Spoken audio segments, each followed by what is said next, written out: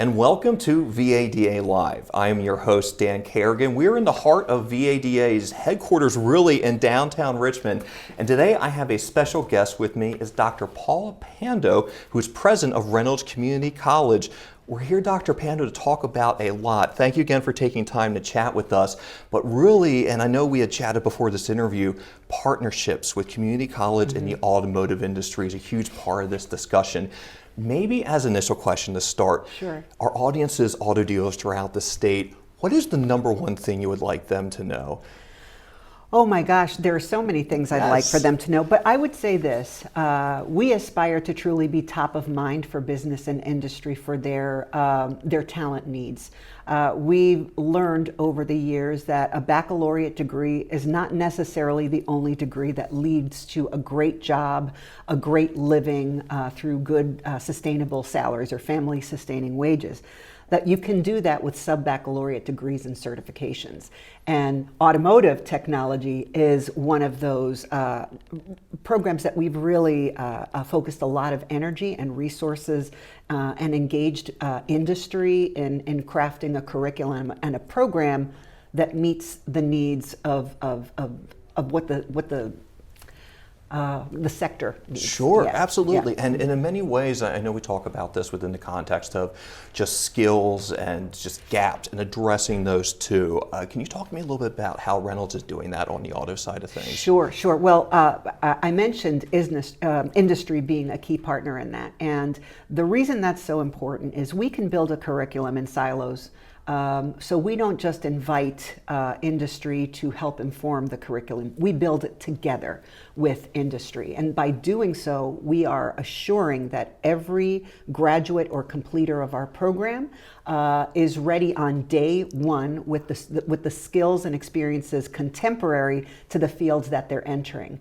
And so our students are working in one of our wonderful dealerships here in Central Virginia 3 days a week. They're in lab with us 3 days a week. They get Sunday off, but they are learning those real life practical skills with the employer while gaining the experiences, the education, the skill set, diagnosing and so forth in contemporary vehicles, so they're ready on day one. So I think those experiences are so important and they're built into our program. As far as those experiences, what do you think that real difference maker is? Is it that day-to-day having that contact when you talk about designing curriculum that's hands-on, that really gets inside the industry, the operations? What do you think really sets it apart? What do you think the difference maker is for students in that approach? Sure. Well, I'll tell you that with our Toyota T10 program, and we're only the 38th community college in the nation to have that. It's one of the most rigorous accreditations one can achieve in automotive technician training. That we know that with our Toyota T10 program, our students must remain employed with the dealership while they are in the program. So it's hand in hand in industry, ensuring that the students who are in the program are earning. So that's really nice. They don't have to work at a McDonald's, a part-time job to make their bills and so forth. They are earning while they're learning. They're in lab with us, and they're getting that workplace experience that's so critical. How you show up to work, being on time, being a team player, all of the things that one expects. We used to call them soft skills. I don't think there's anything soft about those skills. So they're gaining that experience and learning the technical side by side, so that again, when they go to work, whether it's at the current dealership where they're at, if they're offered a position, or perhaps another dealership, but they're going in not new to the field and just having the technical education part of it, but they have 2 years of working in the industry alongside the technical education that they're receiving. So it just creates, again, the talent that we're producing is contemporary to the field and not, oh, now how do I show up to work in this? How do we show up? How we dress for work? How we communicate with others? How we collaborate? is as important as the technical skills they get with us. That's absolutely fantastic. And I can see the benefit in that, both from students of here's the day-to-day realities of where you're working, and even when you are new to an industry or you are in that learning mode, those little things really matter of, okay, wait, I need to remember this when I get ready. So that practical impact, I'm hearing you there. You had mentioned the advanced auto industry right now. So we're talking about working on cars, computers, cars, EVs. Just how is Reynolds really adapting, if you don't mind diving into that training program for today's tech? Not at all. So one of the things that we did, we used to have kind of a standalone offshoot for electric and hybrid vehicles. And what we learned, again, working side by side with industry, is that every dealer, every manufacturer has in the shop electric and hybrid vehicles. And so rather than I'm going to specialize in electric and hybrid vehicles, that training is now embedded in both our general automotive program and our T10 program. So you graduate, and that's just a part of the curriculum, with the understanding that when they go to work, they're not going to be isolated to just one type of vehicle. They're going to have to learn to diagnose and work with all kinds of vehicles. So it's, instead of being an offshoot, it is now embedded into the curriculum in both Toyota T10 and General Automotive. And how important are partners, ASE, VADA, the others, in putting everything together? What is the role, how important are those partnerships in the industry? So I'll share with you, to answer that, if you'll indulge me with a little bit of a Cinderella story. Oh, yes, always. So when I started at Reynolds nearly 7 years ago, the automotive program we had, quite candidly, was struggling. Business industry partnerships were starting to dwindle, and what we were finding was students who were completing the program were not necessarily successful in the workplace. They were missing a critical, essential skill set, diagnostic abilities, etc. And so we took a look at this and said, do we want to tinker around the edges, or do we need to begin again? And if we begin again, we cannot do it and will not do it without business and industry at the table. And so I literally went out, showed my face to every single partner that was potentially new, partners we'd lost, and said, look, I can't own the past, but I own what is, and we can't move forward without you. And when you fast forward 6.5 years later, through those intense partnerships with business and industry, we have a state-of-the-art facility that we have outgrown. As soon as we opened our first bay, we already outgrew in terms of demand. We relocated, again, hearing from our business and industry partners that where we had it located was really difficult, no public transportation available. So we centralized it in our Henrico campus. And now we have partners that are like, I want to be on your advisory committee. We rebuilt that curriculum side by side in partnership with business and industry. It was not just an advisor, but building it together. And I will share with you that some of our best partners, certainly Loyalty Toyota is a standout in that they have contributed hundreds of thousands of dollars in scholarships for students, tools, vehicles of all kind. And so, they're invested in our success, and our success means they have the talent pool they need. Yeah. You mentioned something, and part of this interview, Dr. Pando, we love to learn about you, your leadership role, and a few things that stuck out to me in that response as far as really being vulnerable and candid externally with partners.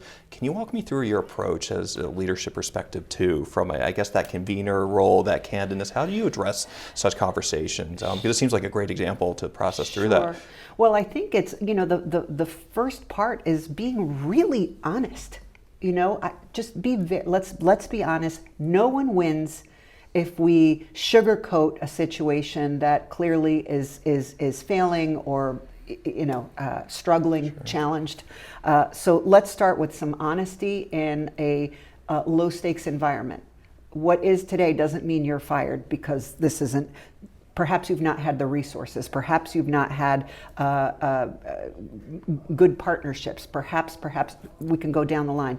But we all have to get to a place where, are we going to make the decision that we are going to rebuild, that we're going to rebuild together, and that means egos are left at the door. I even say with my senior leadership team, I don't need to be right, and Dan, you don't need to be right. The job is to get it right. That's the job. So egos at the door. We've got to get this right so that you win, you get the talent pipeline that you need, you have the talent to grow and thrive in your business. Our students win in that they now have access to high quality credentials, that they are going to make a great living, so the student wins. And I'd like to think there's a third winner. And the third winner is really our community, because when people are participating in the economy, they're earning a wage that can sustain a family, they're more likely to be civically engaged, they're more likely to have health insurance, they're more likely to all good things. And that creates, a vibrant community. So the employer wins, the student wins, and ultimately our communities become more vibrant because more people are participating in the economy. You had mentioned honesty, and I think this is something worth addressing and asking is the perception and the work that Reynolds has done within some of these careers in addressing that. Anything you want to get out there, especially knowing there's a dealer audience as well, regarding the perception from your side of this community and training techs and really helping that recruitment, anything there you want to get out to folks on that side? Sure. Well, I think we're starting to see an emergence of people understanding the value of trades, of career and technical education, where I think maybe 15, 20 years ago, we started losing our way that the only way a parent felt successful is if their child went and completed a baccalaureate degree in fill in the blank. And what we have learned that while the baccalaureate degree is still the gold standard in terms of earning potential, there are sub-baccalaureate degrees that position you for success. When we speak about being candid, our nursing program was also struggling. And so it was, what do we need to do to get this right? How do we need to reconfigure the program so that our graduates are passing their boards on the first try? And we've done that with virtually all of our career and technical programs, looking at what are the outcomes we want to see in the program. Now let's re-engineer backwards if we want them to be successful on day one in the field. Who needs to be at the table for our graduates to be successful on day one? And so I think more and more families, there was a beautiful piece in the Richmond Times-Dispatch about our automotive program. And one of the most heartwarming things that a student, and I believe he's in our Toyota T10 program, said was, I'm finally getting to do what I've always wanted to do. So there's like no shame in, oh, I'm a, it's like, I love cars. And the field, as you know, has changed tremendously. It is as much about technology and how when you do one thing on this side of a vehicle, it may have a direct and immediate impact on the other side of the vehicle or the system. And so it's far more technological than what automotive technician, what we think of as our grandpas, auto techs. Absolutely. Yeah. And in educating today's workforce, are there any takeaways that you have just learned along the way or in dealing with younger students? What are those? Well, I think it's understanding the opportunities that are available. I often say that for community colleges, it's our localness that is our greatest superpower. My concern, what I'm always looking at as the president of the community college that serves the greater Richmond region, what are the opportunities here? And how do I connect our communities to those programs that lead to those opportunities that are right here in their neighborhood? We do not export talent. Nearly 90% of our graduates stay right here. So the auto techs that we are developing will power the Richmond MSA, dealerships, manufacturers, et cetera. The nurses we graduate will be taking care of people in Richmond MSA hospitals. So I think it's just a really important thing for us to keep in mind, is having a keen awareness of what is happening in our region, what our employer needs are, and then connecting curriculum and opportunities, building new programs that reflect connecting students or connecting people in our community to those very opportunities. And again, starting with the end in mind, what's the outcome? We want to make sure that whatever that career ladder may be, that when a student is graduating, those outcomes are there. wage outcome, opportunity outcome. We're looking at all of those things and ensuring that our programs lead to those kinds of outcomes. Speaking of program, Reynolds hosted Top Gun, Yeah. the honoring technicians throughout the region. What do those events mean to you? And you were in attendance there and just promoting the role of the industry and training. Sure. Well, let me tell you, that's a lot of fun. And I think, we love being part of anything that celebrates excellence. I just think that's a wonderful place to be. But I think more importantly is we want to be top of mind to the industry. We want the industry to have faith in our program, in our the talent that we produce, and being on our campus and hosting those kinds of things. People would say, we had no idea that this existed.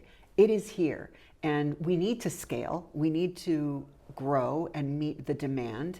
We have wonderful scholarship opportunities that we want people to know of. G3 program, if you are in a family earning $100,000 or less for a family of 4, that automotive program, $0.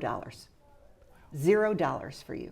And again, our industry partners have been so great with uniforms and scholarships for things that maybe the zero tuition still doesn't cover some of those life needs. But there's just so much opportunity, and having business and industry, having the industry on our campus, using our lifts, understanding our curriculum and so forth, that creates opportunities for, you need to check out your local community college. It might be $0 or very few dollars for you. So and producing a top-notch, highly accredited program, a top-notch technician. What can dealers do to help? Dealers can help us certainly with our General Assembly. Our trades programs are the most expensive programs to run, and we see this throughout Virginia's community college system. I can graduate 100 students who are going to transfer to VCU to be a teacher for 10 automotive technicians, for 10 nurses. When you think of the consumables, when you think of the equipment, the lab, the uniforms, the credentialing examinations and so forth, really, really, really expensive to run. And we're not funded in a way that would promote, you should grow this. But our mission calls us to grow these programs because our region needs this talent. And so it's this tension of doing the right thing by our region, providing the talent our employers need, again, that opportunity of students to access those great jobs. And then there's that tension of the cost of those programs. So certainly a partner like Loyalty has been tremendous in their generosity and philanthropy to the college. But there's also advocacy that if we are really going to lean in to the trades where the Commonwealth really needs us to lean in, then helping us make the case for better funding specific to those programs where the Commonwealth has said that it's a priority for us to grow in these areas. Is there anything next that you can share to that end on Reynolds as far as any new programs, offerings, or what's on the horizon, or even where your mind is for the future? Sure. Well, we write a lot of grants at Reynolds. We write a lot of grants.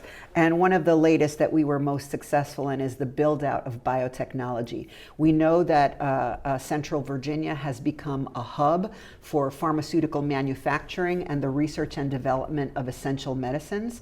Onshoring of essential medicines is a national security issue, and we certainly experienced that in COVID of where do our medicines come from? They're not being produced here in the United States. And so Central Virginia has become a hub for that. And so we are building out a fine biotechnology program to create the lab technicians, where south of the James, it's all about manufacturing pharmaceuticals. So those are new programs that we're growing. And again, we opened up this fall a surgical technician program. We were learning that hospitals were having to delay procedures because they didn't have enough surgical techs that we're prepping the operating room, ensuring that the instruments were clean and sanitized and so forth. The temperature was right, the medicines were there.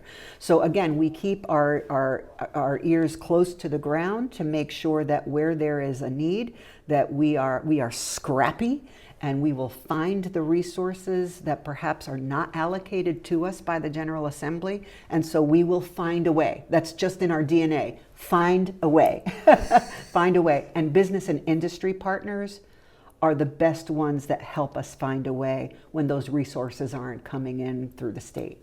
There are opportunities, and it appears work to be done. Maybe a final question, Yep. Dr. Pando, would love to ask, what motivates you? I know you mentioned a story about a student, especially in the auto tech world, but what is it that drives you in your work day to day? I will say I am the daughter of immigrants, and my parents came to this country from the middle class. They were not in poverty in their native country. And it was the community college and what community college had to offer here in the United States that catapulted my parents into the middle class. My father earned his CDL through a community college, and for 42 years drove a truck and put 3 kids through college, owned his home, paid it off. They live in dignity in Middletown, New Jersey, as home owners. And my mother earned her bookkeeper, secretary, this was back in the 70s, her licensure through her community college, and that provided a good job, health insurance, and all of those kinds of things that put them in the middle class. I think of them, and I think of, and I actually get choked up when I talk about the opportunities. We are a uniquely American invention, community colleges, created with this idea that everyone gets a shot. Everyone gets a shot at a piece of the American dream. Everyone gets a shot. I wake up excited every day to fulfill that mission to the best of my ability, to provide our people the resources they need to fulfill that part of the mission. I am energized every day. I love what we do. I love the students that we serve. I love watching the changes that we make to individuals, to families, and ultimately communities. It's the greatest job in the world. And what's your final message to dealers throughout the state of Virginia? Dealers, we can't do this without you if we want to scale our programs.